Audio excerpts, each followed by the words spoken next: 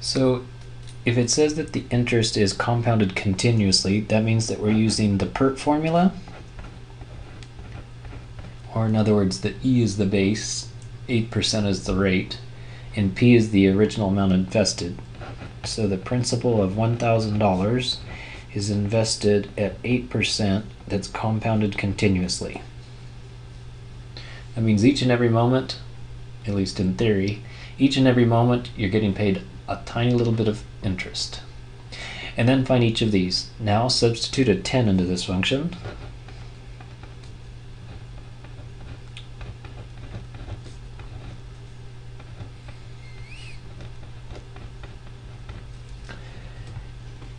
And then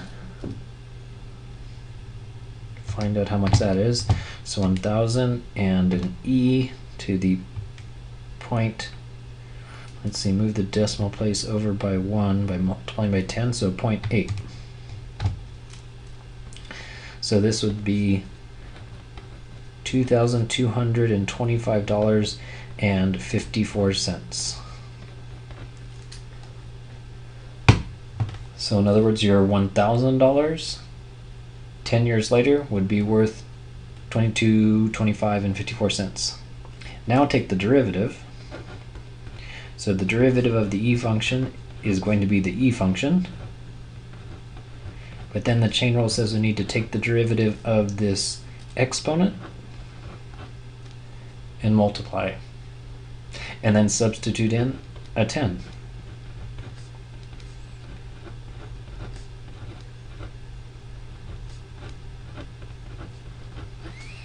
So that's actually the last answer except multiplied by an additional 0.08. So I could just take the last answer and multiply by a 0.08, and it's 178.04. Okay, and then take the second derivative, so that's going to be the derivative of the derivative, first of all with respect to t. So go back to the derivative here and take the derivative of that. So it's going to look the same, except we need this, the chain rule, again, so this is then going to be 0.08 squared.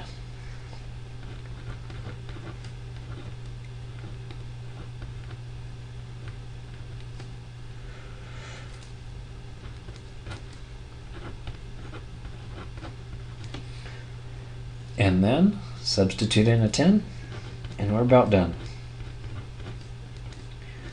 So the second derivative is going to be 1,000, and then e to the 0.08, and then multiplied by the 0.08 twice.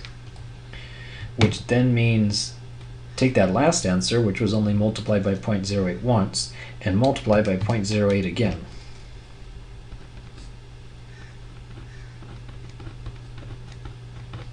So we go from a little over $2,000 to 178 to 14.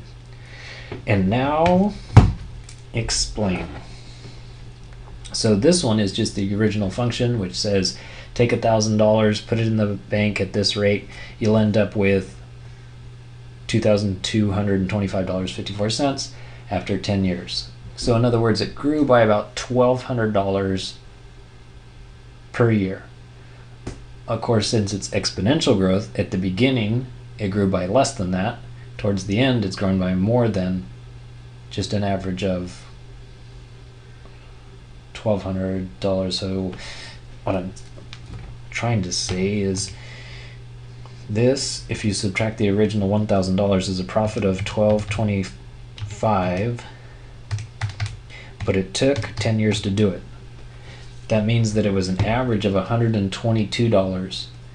But since it's exponential, it doesn't grow at the same rate the whole time. Later on, it's growing faster and faster. Earlier, it's growing slower. So this is saying, well, the average over those 10 years was 122. If you just went across straight like that, it would be an average slope of 122. This is then saying, by the time you get over here, it's growing at a rate of 100, so the tangent line tells you how fast it's growing, $178 each year. And then what about the second derivative? Well, then that's the derivative of the derivative. So that's saying, okay, this is going up. How fast is it going up? So how fast is the velocity changing? It's also known as acceleration. It's accelerating at about $14 per year.